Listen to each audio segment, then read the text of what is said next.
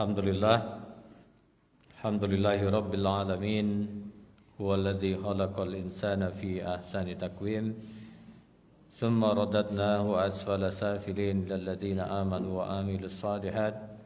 Asyhadu an la ilaha illallah, asyhadu anna Muhammadan abduhu wa rasuluh. Allahumma salli ala Muhammad wa ala ali Muhammad wa sallim wa radiyallahu an kulli sahabati Rasulillahi ajma'in.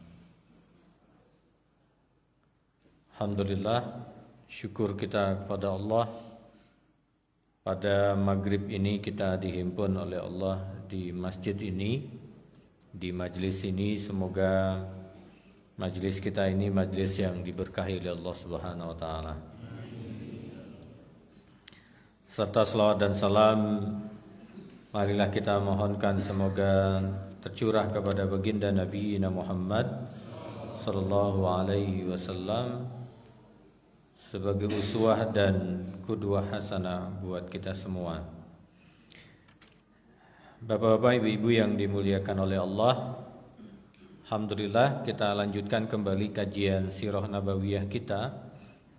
Di minggu yang sebelumnya kita sudah masuk di perang yang disebut dengan Hamratul Asad. Pada titik ini sebenarnya kalau kita membagi 3 bagian dari fase kehidupan baginda Nabi Muhammad SAW, fase pertama itu adalah sebelum kenabian, dari lahirnya beliau sampai kepada kenabian di umur 40 tahun. Clear ya Pak? Jadi Nabi itu diangkat di umur berapa? 40 tahun. Dan banyak hadis kenabian yang menunjukkan angka 40 itu adalah angka kedewasaan. Dewasa dalam arti apa? Maka disebut dengan rijal. Tidak disebut dengan kata walad lagi, tapi disebut dengan ar-rijal. Maka ar-rijal dipakai di dalam Islam, ar-rijalu qawwamuna 'alan nisa. Maka kata Nabi Muhammad SAW, laki-laki atau perempuan yang sudah 40 tahun, fa in kana khairan, kalau seandainya tambah kebaikannya, dakhalahul jannah. Kalau 40 tahun ke atas tambah kebaikannya, maka arahnya kemana? Ke surga. Tapi kalau 40 tahun ke atas semakin memburuk, maka tempatnya adalah neraka. Kenapa? Karena 40 tahun ke atas itu sudah banyak yang dikurangi Pak. Ya, sebentar lagi rawon itu sudah tidak enak itu. Ya, mau ngambil rawon dimarahi istri kan, mau ngambil gulai kambing dimarahi gitu kan, karena tidak sesuai dengan tubuhnya lagi. Ya. Banyak yang dikurangi oleh Allah Subhanahu wa taala. Maka fase pertama ini sudah dilewati. Jadi kalau kita membaca, apa yang jenengan ingat ketika panjenengan dan saya membaca Ihdinas siratal mustaqim, siratal ladzina an'amta alaihim, jalan orang-orang yang telah engkau berikan nikmat. Siapa mereka? Adalah jalan para nabi. Nikmat itu hitungannya adalah bukan hitungan nikmat yang sebagaimana yang kita ingat hari ini tentang kenikmatan itu. Bisa nyantai, bisa istirahat, generasi rebahan, ya. Ya karena memang pegang HP lagi rebahan, ya. Dapat duit rebahan, ya. Dapat kekuasaan sambil rebahan, ya. Sambil rebahan. 40 tahun itu merupakan jalan yang disebut oleh Allah an'amta alaihim. Jalan orang-orang yang telah engkau berikan nikmat. Itu jalan kenabian Pak. Pertanyaan saya, Nabi lahir sampai 40 tahun itu nikmat atau tidak nikmat? Tidak ada Pak lahir tidak punya ayah. Tidak ada ayahnya. 6 tahun ditinggalkan ibunya. Setelah itu pindah ke kakeknya. Tidak beberapa lama pindah lagi ke paman beliau. Tapi Nabi ini tahu diri.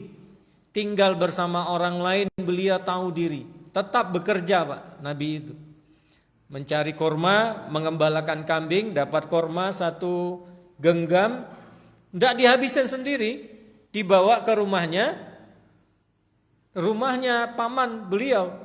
Di sana dibagi oleh Rasulullah SAW untuk keluarga pamannya. Itulah kenabian.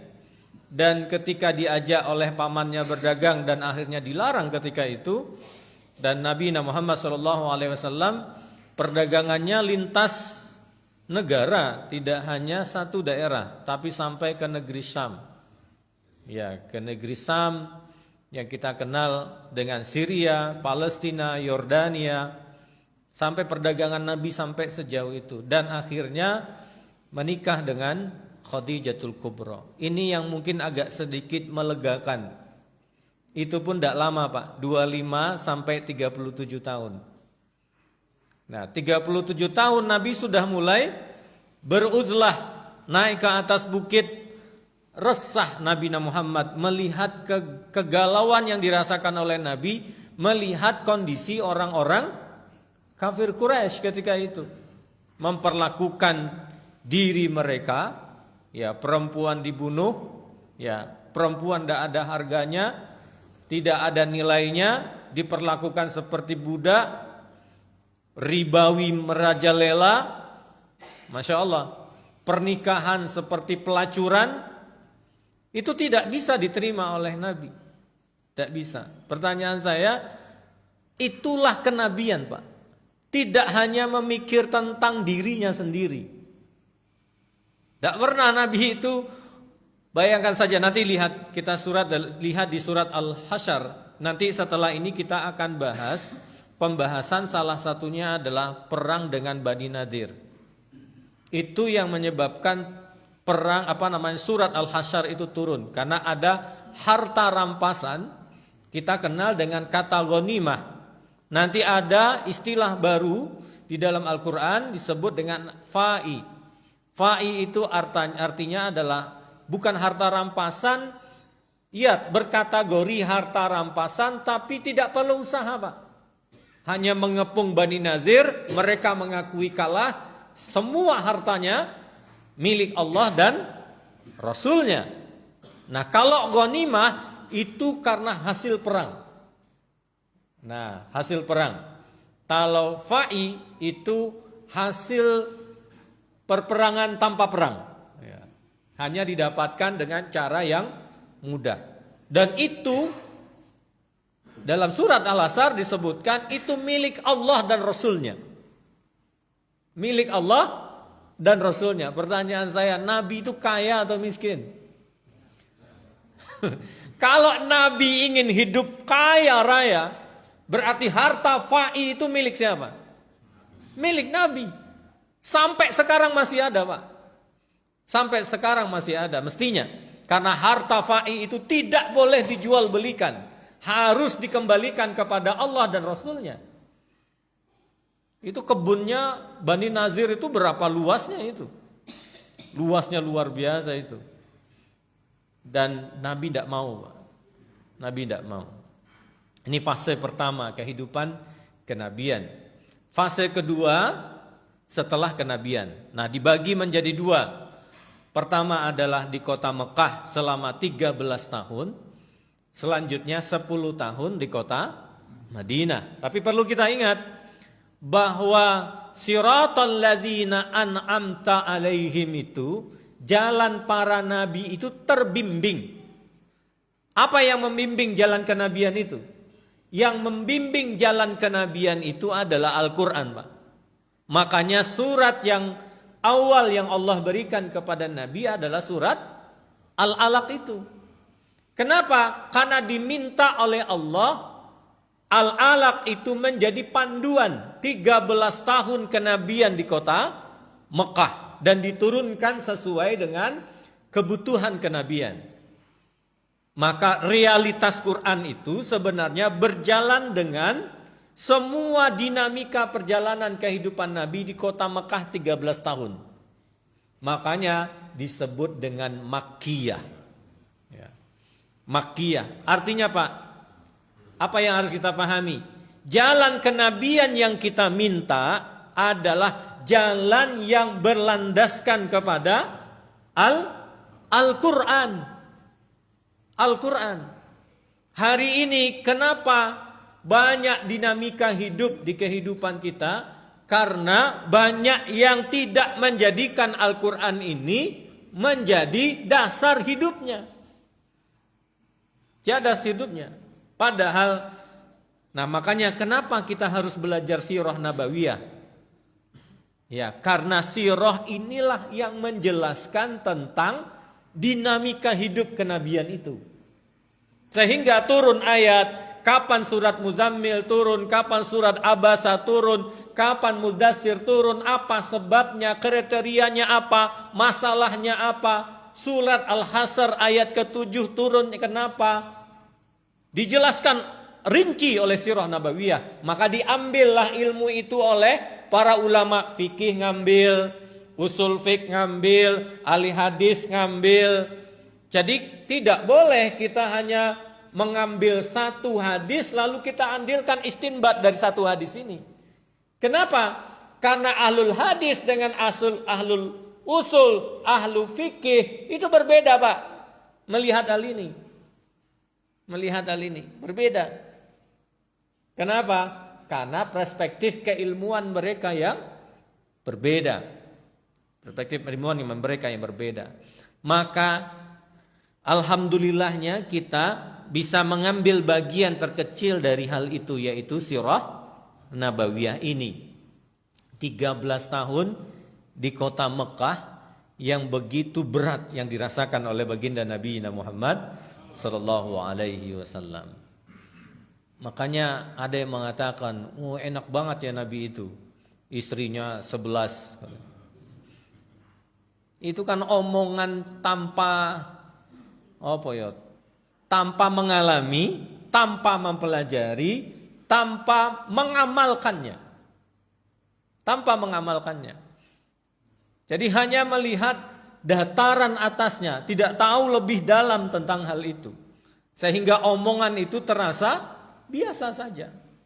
Tapi kalau saya dan panjenengan tahu tentang betapa beratnya kehidupan Nabi di kota Mekah 13 tahun itu, maka tidak akan keluar omongan itu, Pak. Tidak akan keluar. Ya, tidak akan keluar. Nah, pertanyaan saya, di kota Mekah berat atau ringan? Berat. Luar biasa, Pak, beratnya.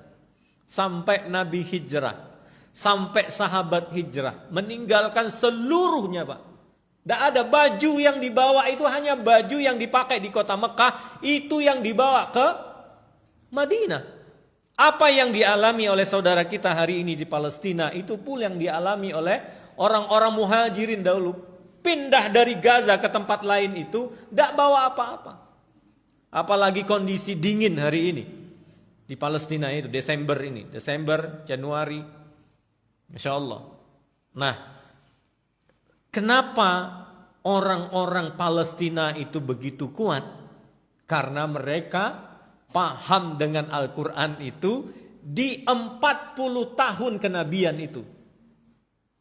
Di 40 tahun kenabian, 13 tahun berjalan itu. Bagaimana menyikapinya? Mereka paham, mereka mengerti. Ya. Maka nanti baru masuk ke Madinah. Pertanyaan saya, di Madinah apakah Nabi longgar hidupnya? Oh, tidak juga, Pak. Wong kita sudah kemarin kita sudah sampaikan, masuk ke Madinah, membangun di Kuba, setelah itu Masjid Nabawi, setelah itu mulai dinamika terjadi. Dan akhirnya terjadi perang Badar yang pertama kali itu. Berapa jumlah kaum muslimin ketika itu? Hanya 312 orang yang ikut perang itu. Sebagian sahabat mengatakan, ini mau perang atau mau mati ya Rasulullah? Coba jenengan ngajak orang, kondisinya orang-orang yang kita ajak itu sudah begitu berat, Pak. Ini ya Rasulullah, jenengan mawa kami ini mau bunuh diri atau ikut perang? Uang senjata gantian gitu loh Pak. Senjata gantian. Gak semuanya punya pedang. Gak semuanya punya pedang. Gantian pedang itu. Maka Nabi Muhammad SAW ketika itu tidak melepaskan tangannya ke atas sampai mulai sholat isya sampai mendekati subuh. Jadi luar biasa Pak. Jadi doa kenabian itu begitu berat.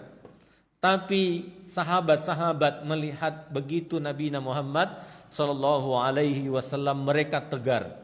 Itulah yang menyebabkan Allah menurunkan bantuannya. Yang pertama diturunkan oleh Allah 1.000 pasukan, mumidduhum bi alfin minal malaikati murdifin. Allah turunkan 1.000 malaikat dipimpin oleh malaikat Jibril. Dan saat perperangan Allah turunkan 5.000 malaikat dipimpin di sayap kiri oleh malaikat Mikail. Coba. Dan Allah tunjukkan kalau yang tangannya terputus berarti itu adalah hadis tebasan para malaikat. Kalau lehernya putus lalu tidak ada jejak pedang berarti itu tebasannya malaikat. Maka sahabat itu mengatakan, perasaan pedangku belum sampai ke lehernya, tapi kok sudah putus? Ya, sudah putus. Dan belum selesai Pak. Perang Badar selesai, dimenangkan oleh kaum muslimin. Apa selesai urusan Nabi? Belum juga. Berlanjut ke peperangan berikutnya yang disebut dengan perang Uhud yang kita bahas kemarin. Berapa jumlah kaum muslimin ketika itu? 1.000 orang. 300 mundur. Muncullah kaum munafik, ya Abdullah bin Ubay, karena merasa tersaingi oleh baginda Nabi Muhammad SAW. Akhirnya apa yang terjadi? Nabi sudah menyusun strategi demikian rupa Pak. Kalau diikuti strategi Nabi ini, maka setengah perperangan Uhud itu sudah dimenangkan kaum muslimin. Tapi apa yang terjadi? Ada pasukan yang tidak taat kepada Nabi. Dalam bahasa Ibnul Qayyim, beliau menjelaskan seperti ini. Bahwa ada di kalangan kaum muslimin yang melakukan kemaksiatan. Kemaksiatan itulah yang menyebabkan kekalahan itu terjadi. Jadi Masya Allah Pak. Artinya kalau kita boleh belajar dari perang Uhud ini, bahwa kemaksiatan itu berefek kepada siapa? Kalau kita seorang suami, berefek kepada diri kita dan keluarga kita. Kalau kita itu adalah seorang gubernur, kemaksiatan yang kita lakukan akan berefek kepada siapa? Ke negerinya. Kalau kita adalah seorang presiden lalu kita melakukan perbuatan maksiat, maka apa resikonya? Akan berisiko ke seluruh rakyatnya. Makanya pemimpin itu akan dihisap pertama. Kalau dia selamat dengan kepemimpinannya, jaminannya surga. Kalau tidak, tuntutannya banyak Pak. Banyak yang akan nuntut. Aspalnya kurang tebal, dituntut, rumah sakitnya retak, dituntut, apalagi? Masya Allah, banyak yang dituntut oleh kaum muslimin nanti kepada pemimpin yang zalim kepada rakyatnya. Maka perang Uhud ini ada yang mengatakan bahwa perang Uhud ini satu rangkaian dengan Hamratul Asad. Kemarin yang kita jelaskan bahwa Hamratul Asad itu adalah cara kenabian. Jadi Masya Allah Pak Nabi itu, perang Uhud itu tidak ditaati. Kalah berdarah-darah, kaum muslimin gugur 70 orang. Nabi no comment Pak. Nabi nggak berkomentar. Ada yang berkhianat, ada yang meninggalkan perintah kenabian. Nabi nggak komentar. Coba saya nggak rasakan di perjanjian Hudaibiyah saja, menurut para sahabat, perjanjian Hudaibiyah itu merugikan kaum muslimin. Maka ketika Nabi memerintahkan untuk menyembelih kambing, ya, dan memotong rambut, ketika itu sahabat Pak tidak mau ikut. Coba jenengan rasakan.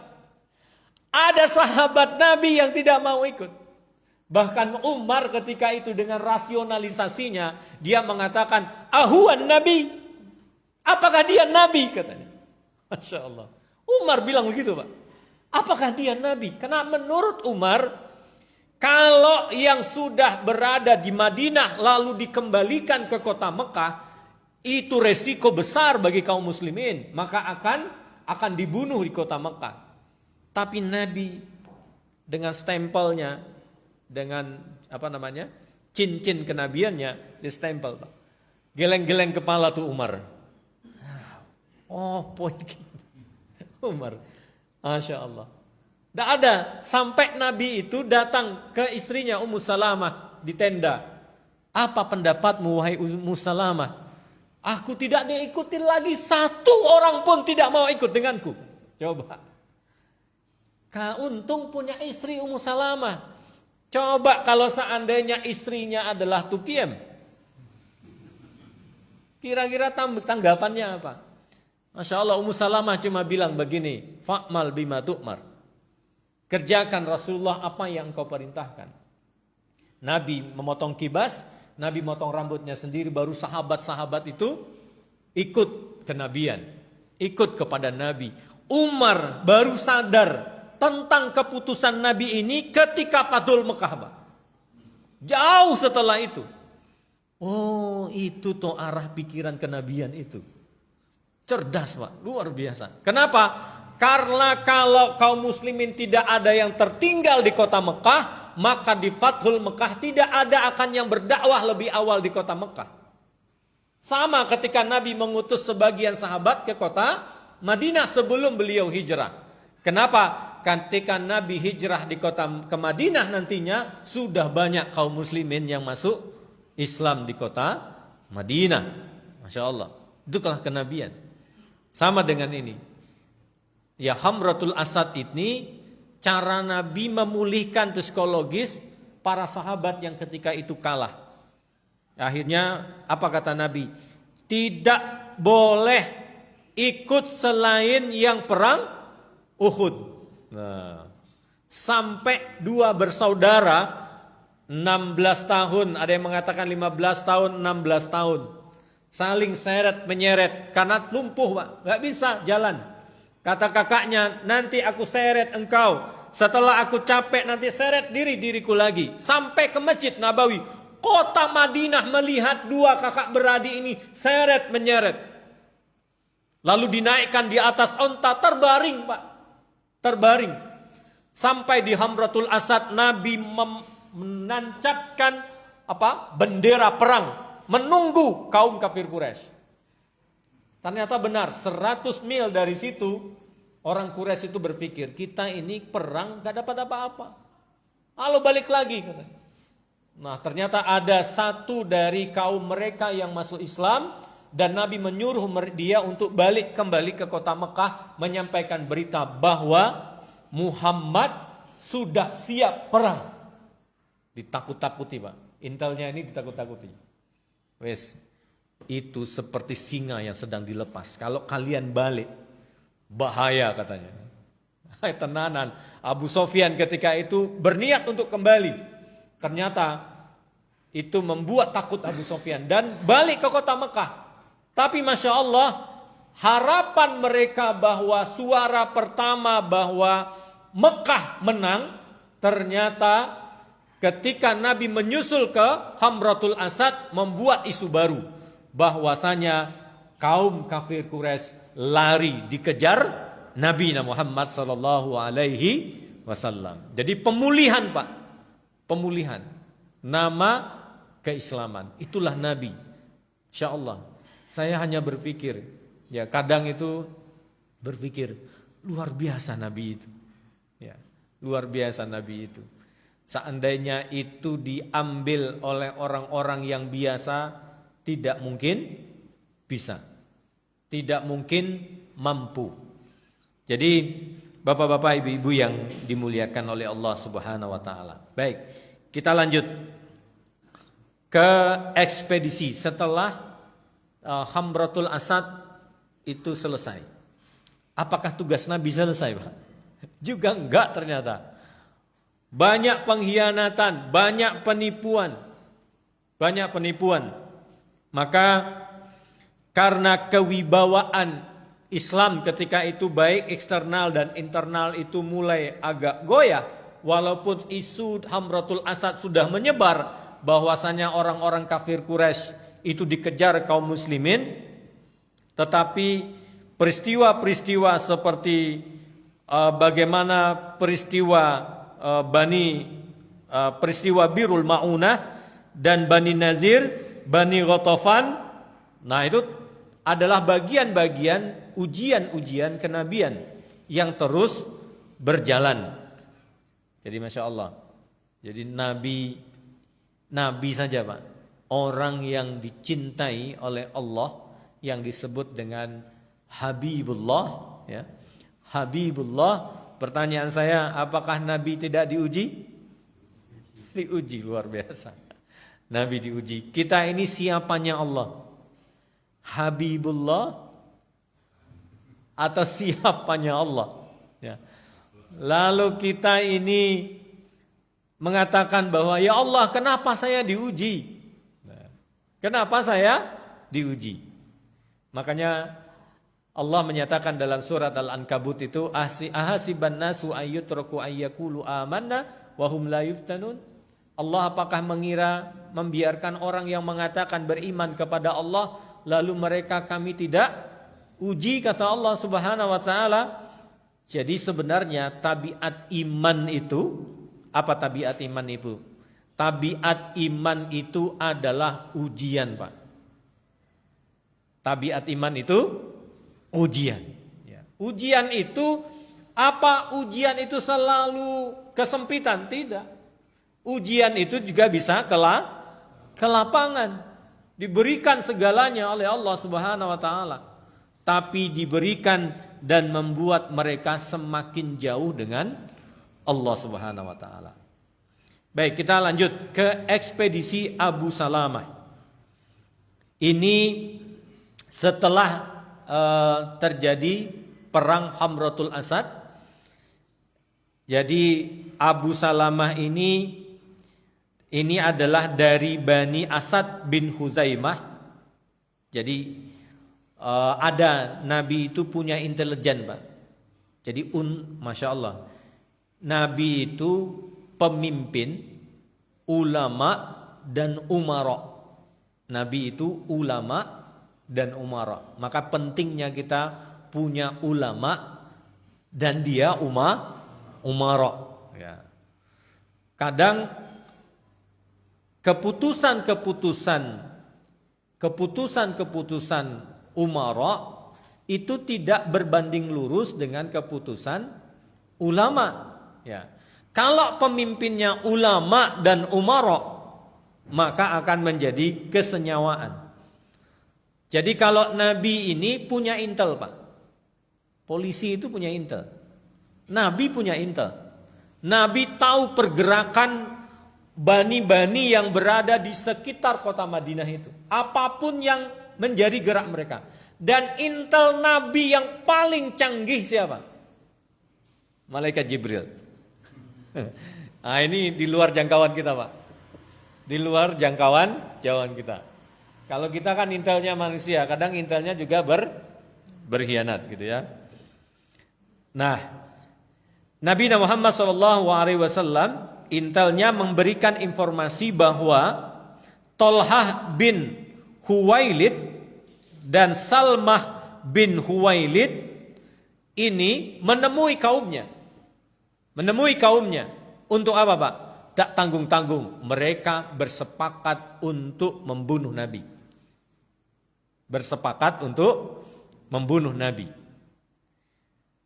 Berita itu terdengar oleh baginda Nabi Muhammad SAW dan Nabi mengangkat Abu Salamah untuk memerangi kaumnya Khuwailid dan Salmah bin Khuwailid.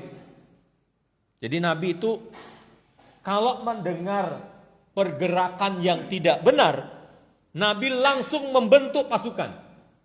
Membentuk pasukan sebelum mereka bergerak, Nabi sudah menusuk duluan. Jadi kenapa? Karena suaranya adalah pembunuhan kenabian. Nah, kita Pak, ulama sudah dibunuh, nggak ada yang bergerak.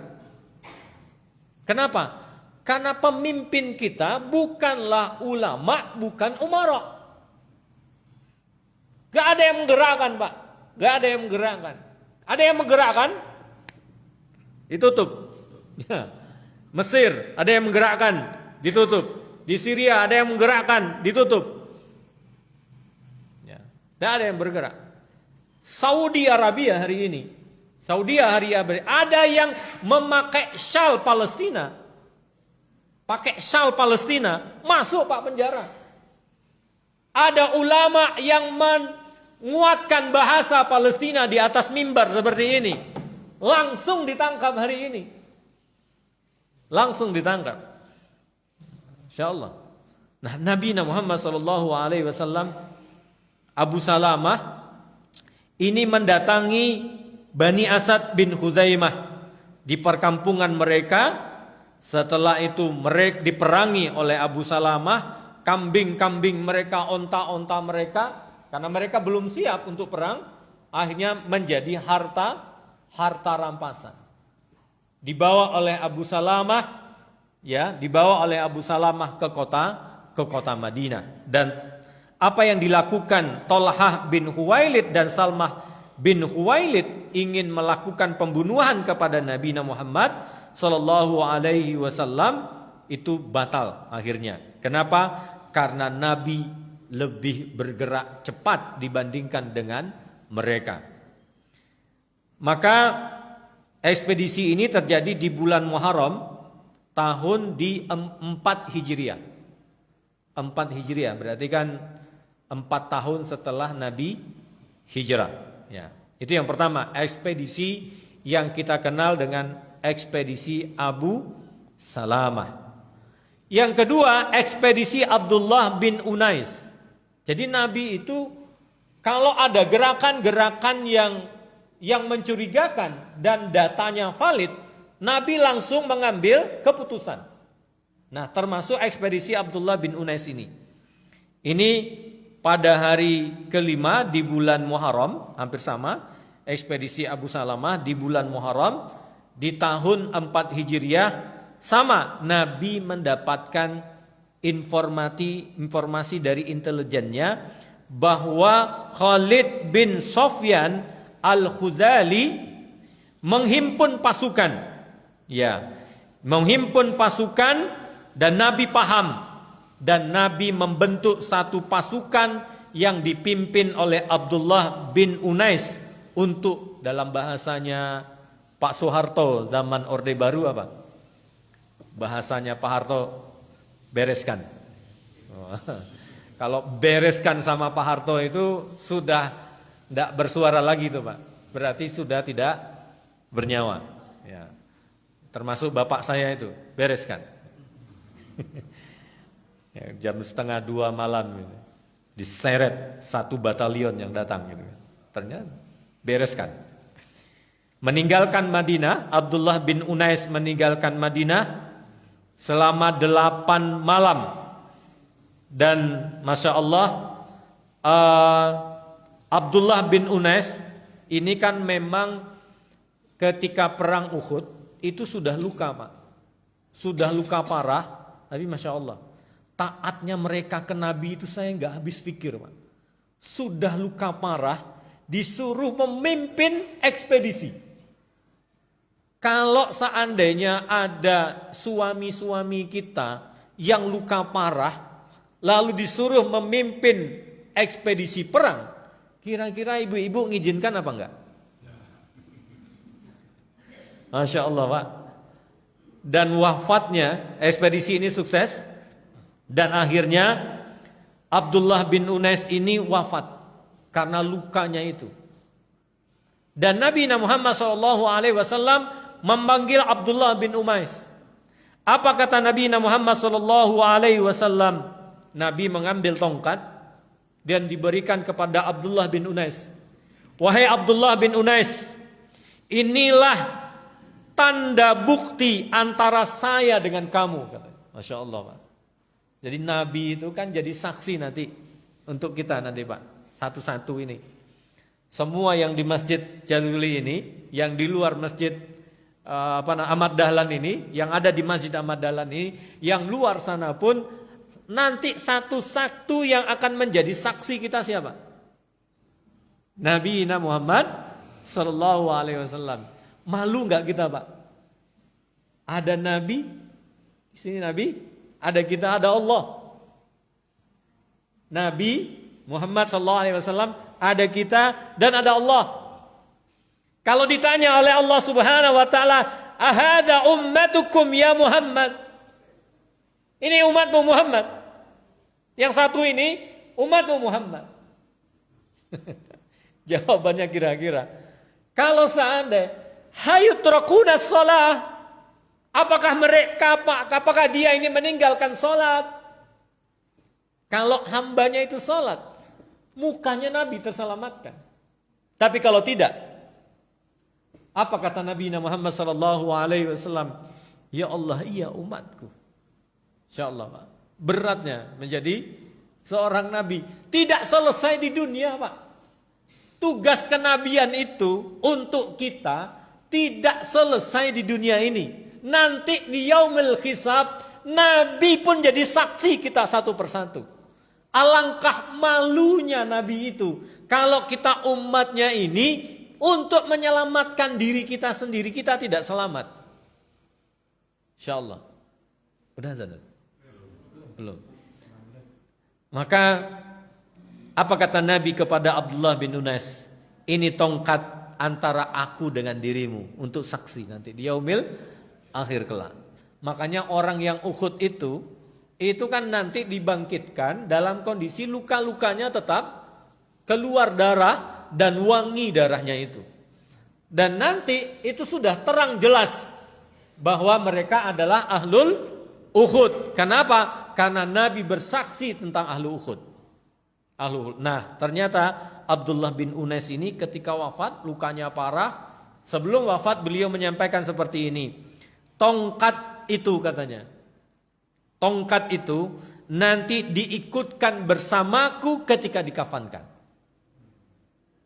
Tapi ini ada ulama, ini jangan sembarangan dipakai ya Pak. Nanti sebelum meninggal pokoknya keris yang kemarin itu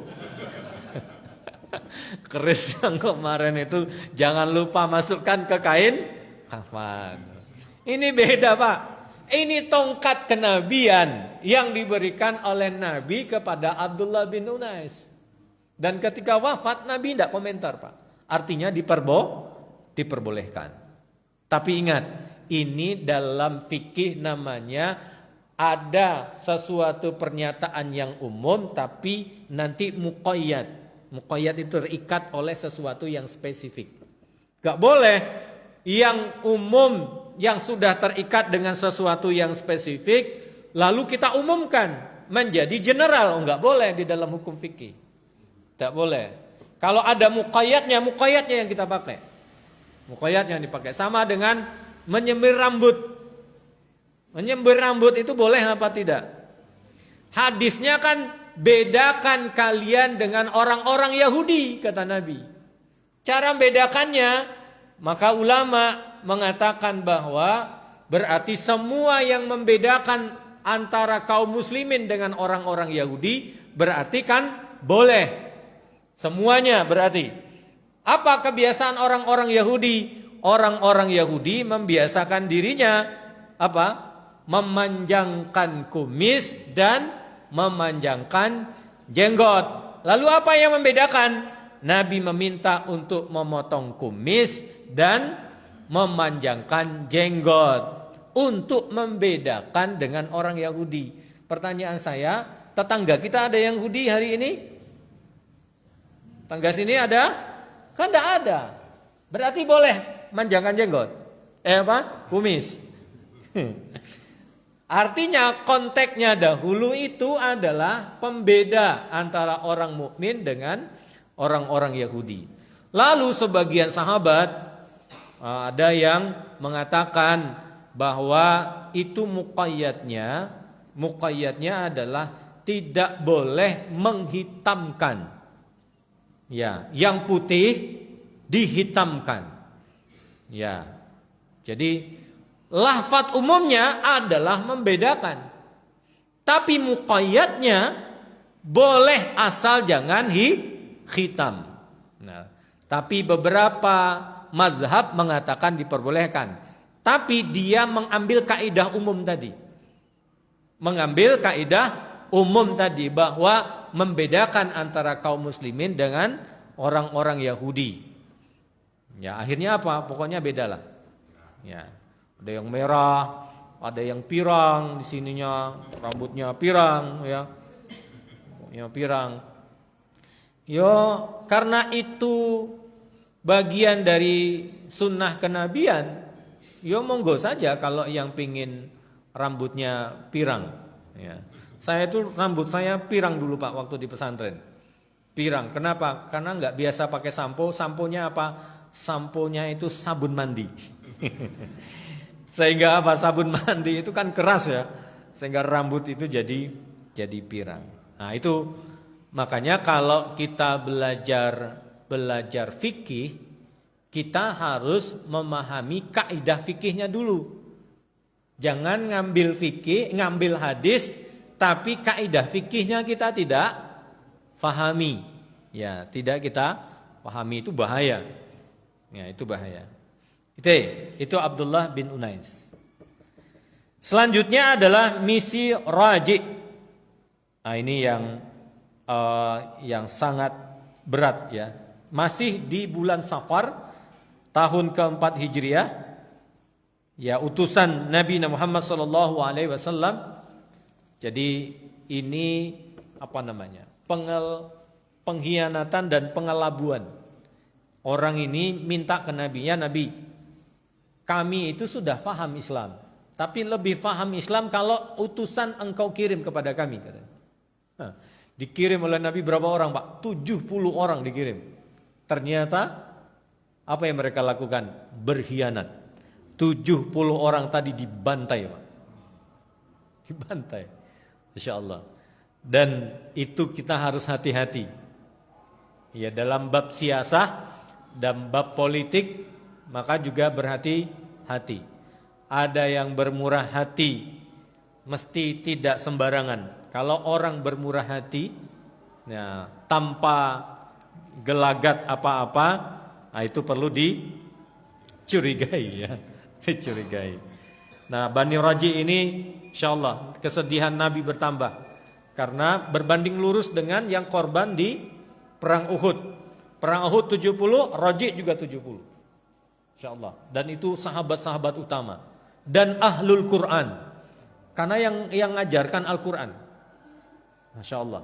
Nah, ini nanti kita ulas lebih dalam di Bani Raji insyaallah. Qul qauli hadza astaghfirullahalazim. Assalamualaikum warahmatullahi wabarakatuh.